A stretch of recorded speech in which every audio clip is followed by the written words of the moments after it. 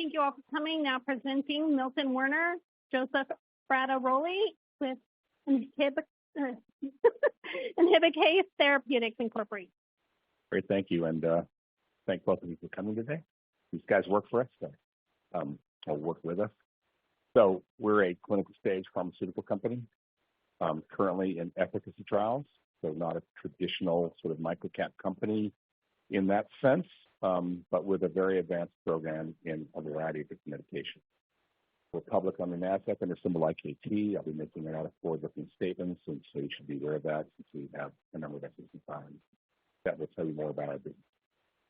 Just in a quick overview, we are a 13-year-old company founded to do both scientific discovery and translation, something we rarely see anymore in our business. We funded all of our scientific discovery work with revenue, like a business does, and then went public to fund our clinical trial work because there was no revenue source large enough as a research and development focused company in product development stage. So we have a medicinal chemistry program that's AI-like, called the Reengineering Approach of Metabolism Preserve, that led to two major classes of assets, both of which are inhibitors of the Abelson Tyrosine Kinase, or what I'll call c-Abl. And we'll explain why that's important to the way in which we work across the multi-therapeutic pathways.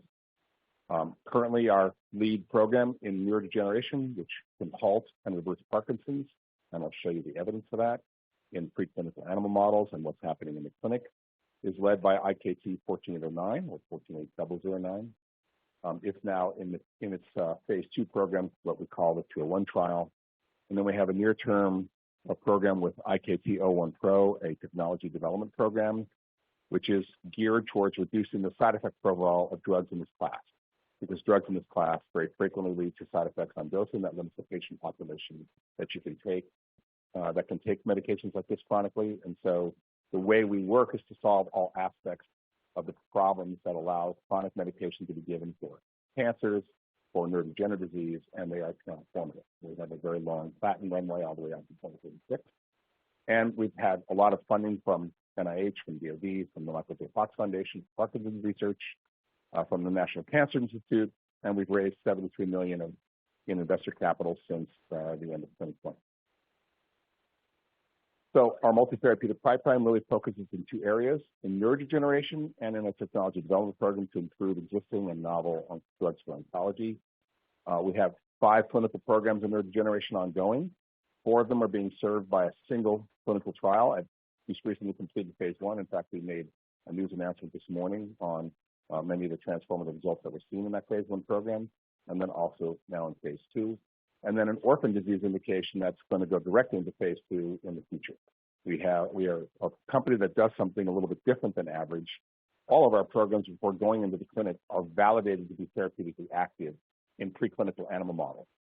And in neurodegenerative disease research like Parkinson's and Alzheimer's and ALS, et cetera, the failure rate has been 100% for quite a number of years, almost 50 years in fact. Even the drugs that got approved for ALS yesterday, Leqembi, that is on par to get a accelerated approval about a month ago, have no clinical benefit whatsoever. The only thing they showed is they could get a biomarker that we believe has something to do with the disease. And so the dilemma we've had in this area of medicine that serves roughly 50 million U.S. citizens and about 150 million people worldwide is that we are developing medications and improving them with no hope for clinical success. And the question is why. So let's talk a little bit about how we've developed our programs in Parkinson's disease. Parkinson's disease is a very large market opportunity in the U.S., about 1 million U.S. patients. Average age of onset is around 60. It's a disease that slowly progresses about 25 years to death and diagnosis, with many new cases and deaths each year. It is a disease of men over women 2 to 1. It has nothing to do with your X or Y chromosomes. In fact, none of us knows why men are disproportionately affected, but this is not unique to the U.S., this is worldwide. And because we're dealing with small molecule therapy, we have to worry about the other common illnesses of older and aging individuals like myself. I'm age 60. Joint disease, at least in U.S. males, cardiovascular disease, which 100% of U.S. males have in some form. And all of these people will go on to get some sort of cognitive deficit, hallucinations, dementia, and almost every Parkinson patient will progress to full-blown Alzheimer's. The same thing is true in more aggressive forms of Parkinsonism like multiple system atrophy which has an earlier age of onset, but about 17,000 cases, so 1% of the number of cases we had in Parkinson's, but just 6 to death instead of 25. So the diagnosis of MSA is something that occurs in a difficult way. You have about 2,000 new cases a year, and we don't really know how many deaths occur. They've never really been found. But again, the same characteristics with regards to care. The one difference we have between MSA or multiple system atrophy Parkinson's is the fact that in MSA, the treatments we have for Parkinson's to make people feel better, even if it doesn't affect the disease, have no benefit whatsoever. So this begs the question, how do we address programs in neurodegenerative disease with new therapies and no prior methods of suppression? And it comes about from what we know about these diseases, because they have a lot of commonality. So both diseases are characterized by what we've been talking about in the lay press for the last couple of years as plaques. So these plaques are non-essential proteins that form aggregates. We see them by amyloid. We call them amyloid plaques in Alzheimer's. We call them Lewy bodies in most cases as forms of Parkinsonism or MSA. And the question is, what do these aggregates or misfolded proteins do? And that's what Inhibikase discovered and now published, and we've been widely recognized for now explaining, at least in Parkinsonism, what's a misfolded protein, a protein called alpha-synuclein, is actually doing in the disease process. And that has clarified how to treat these diseases. So just to summarize what we published in 2021 and in 2022 and 2023, many kinds of stimuli will lead to these aggregates. And the way we've been attacking the diseases is out here, outside the affected tissue, trying to soak up the aggregates with antibodies or immunotherapy, and hoping that'll block the action of those activities. But what we found is plaque removal in Alzheimer's or Lewy body suppression in Parkinson's has no impact on disease whatsoever. In fact, the most dramatic measurements that were made were recently published by both Eli Lilly and Roche, where they did 10-year prophylactic studies in human beings in a geographically isolated island community which has a 40% incidence of Alzheimer's disease throughout the population. And in 10 years of treatment, not one person had disease from this form of therapy. And the reason for those failures is because attacking the disease here is not where the disease actually occurs. These aggregates, as we discovered with our collaborators, are internalized. Activate an enzyme, which is known as c-Abl, which is the acronym. And that c-Abl enzyme is the top end of a cascade whose purpose is to drive the death of a neuron in the brain or death of the neuron in the GI tract, the two major organs of Parkinsonism. And what you want to do is suppress this effect by inhibiting that enzyme. And so Abl inhibitors, as we often refer to them, have the advantage in that we've been doing enzyme inhibition as a primary form of pharmaceutical therapy for virtually every disease known and treated in human beings. It's one form or another of enzyme inhibition. And now we've identified, if you will, the key enzyme leading to that disease processing. So what happens when you limit the disease? Well, first you have to develop inhibitors that have a lot of properties. So inhibitors of this class have been used to treat certain cancers for about the last 20 years. The original personalized medicine, something called Gleevec, which many of you may have heard of, has as its active ingredient something called imatinib. And there have been other higher potency molecules developed. And in the enzyme family of these Abelson Kinases are 5, convoluted names, just acronyms for what genes they represent. And all of these cancer-related molecules inhibit all 5 enzymes because you can't discriminate them, or at least we thought you couldn't discriminate them very well. But in fact, when you inhibit these 3, you get a lot of toxicity and limit the patient population that can be successfully treated. So what we were able to do now is use our AI-related medicinal chemistry program to develop inhibitors like 1409 that only inhibit the ones that are these 2, what are called soluble or non-receptive Abelson Tyrosine Kinases. And those soluble forms are the ones that actually involve in Parkinsonism and don't have all the side effects associated. So that's why you have no organ-specific toxicities, very good brain penetration, and then this very interesting property that as you take the drug for longer and longer periods of time, the toxicity of the drug actually is reduced. We see that in monkeys, we see that in rodents, we see that in people. And when you ask now if I provide an Abl inhibitor to animals that I've humanized for Parkinson's disease, what happens? I can suppress the toxicity of the plaque protein. I can preserve the neural anatomy of the brain and restore it. I can restore their motor function. We reported some of those results this morning. And we also can suppress all the effects of the disease that are associated with cognitive disorders like neuroinflammation. So here, rather than doing what many companies have done for the last 50 years, we've validated oral administration of our drug to animals that have human Parkinson's disease and show that every aspect of the disease we wish to impact actually is occurring. This is the first measure of its kind in the Parkinson's science and social medicine. Data we've had for a number of years, but we didn't want to tell people that we knew. So nobody can touch that. So, what happens in the clinic? Well, we've dosed about 119 people. You know, your first clinical stages of safety and tolerability, what drug concentration is like when you reach that therapeutic dose, and how do you define it. So, across about 94 healthy subjects and about 25 Parkinson patients that were treated or untreated in disease, we saw almost no side effects, just 25 of them total. But among those 25, only 13 of them had any relationship to the drug. If you were to compare that to imatinib or dasatinib and ilotinib, these cancer-related drugs, every participant in these trials would have had 5 or 10 adverse events. Most of them not serious, but nothing like what we see here. An almost adverse event profile free medication, because we developed that selectivity by learning from all of the other experiences we've had with drugs in class and targeting it the right way and do it. One of the advantages of working both on discovery and translation exchange. So here's what these adverse events look like. We had one person who had heart palpitation. 2 weeks after they left the clinic, appears they were nervous about having participated in the clinical trial because when they came back to the clinic, they had no symptoms, but we monitored them and made sure. We had a couple of people who had an instance of diarrhea at a very high dose, a dose higher than we would use. We had one person that had an elevated pancreatic enzyme that was asymptomatic and common for seeing that among drugs in class. And then one patient that had some muscle weakness and joint pain, fatigue. That's the only person we've ever seen have that across the 119 people that have been dosed with this drug. And these are the kind of things that you more commonly see among patients who take these drugs in this class of cancer. Same thing is true in Parkinson's patients, really mild side effect profiles. Something that suggests that people who take this medication are unlikely to have any serious side effects for long-term administration. And we're now in those long-term administration studies. So the other thing that's a huge advantage is how do you calibrate the dose to treat a disease in the brain? Parkinson's disease is not just a disease in the brain, it's also a disease of the GI tract, of your lungs.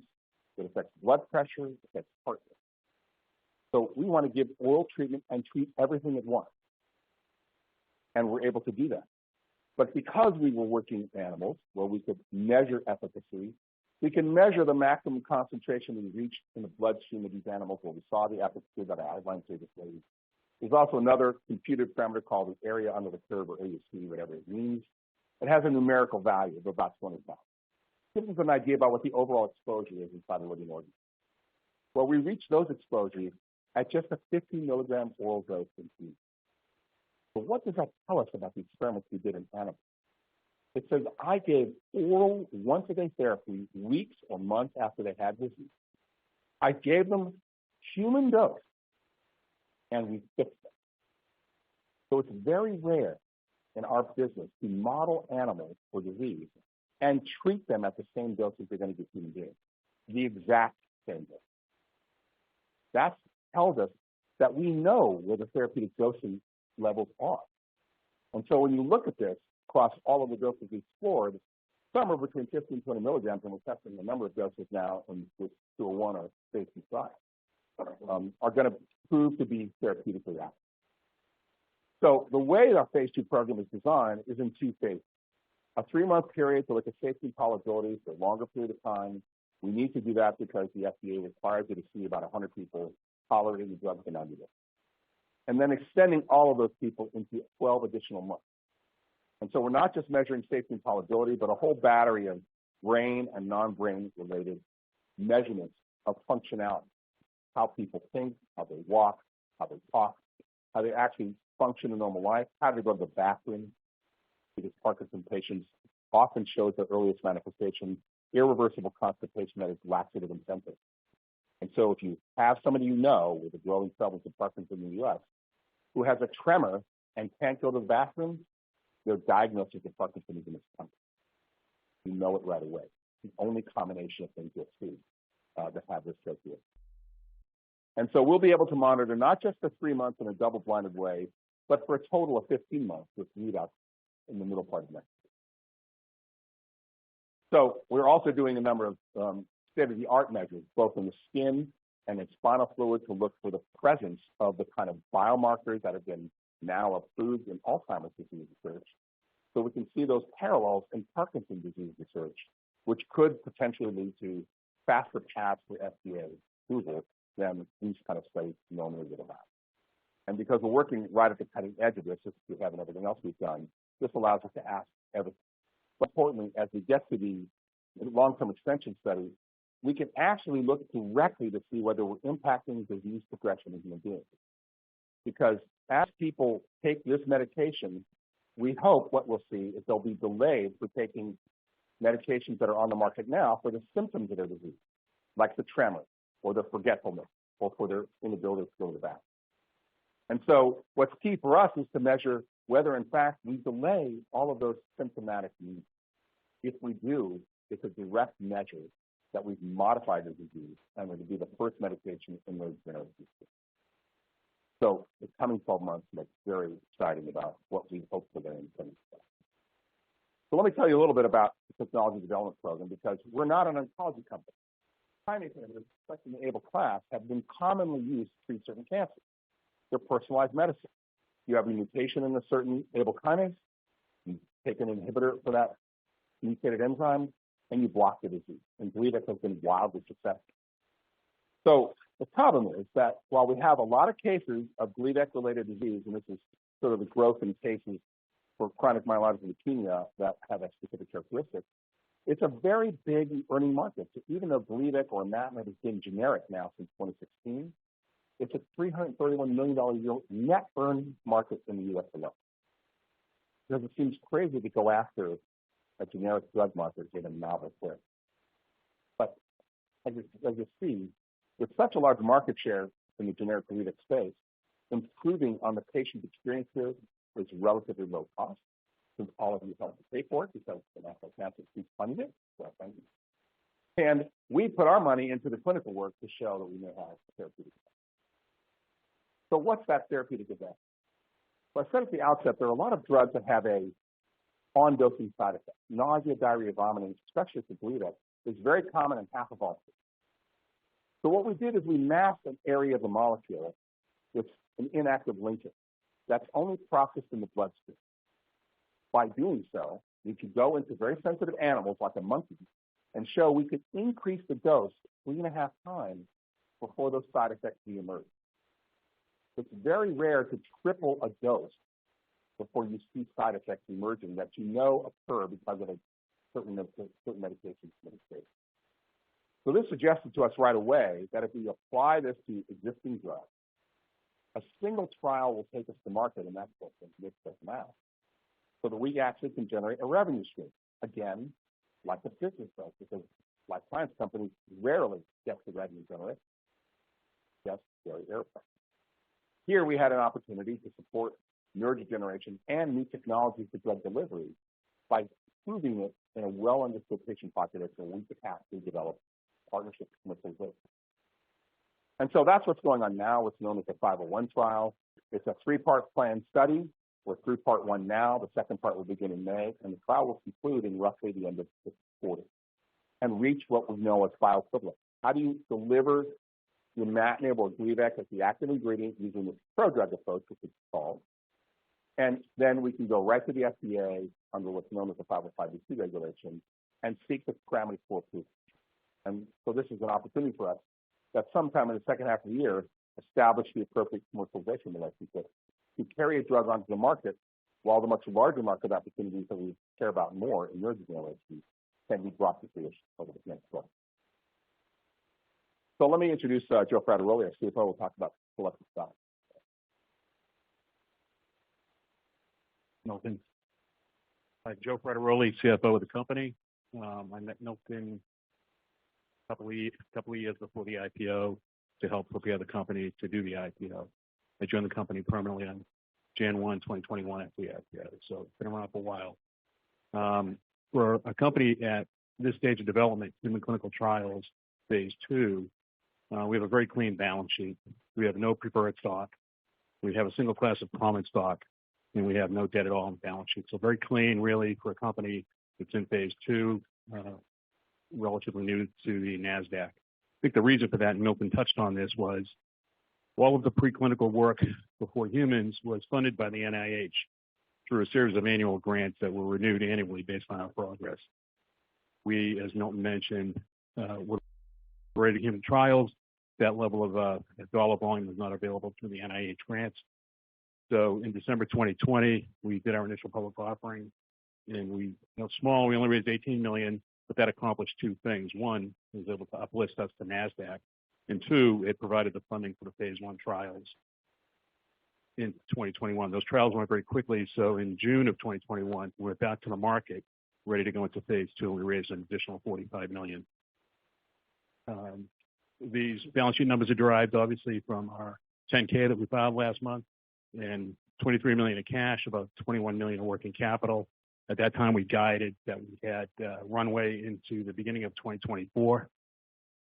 And then in January of this year, we had an opportunity to extend the runway. So we raised an additional $10 million in equity, about 11 million units, a unit of one share of common stock and one warrant priced at the money.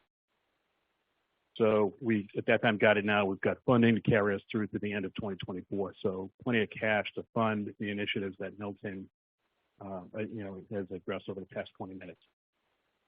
So again, pretty clean balance sheet, structure, well funded.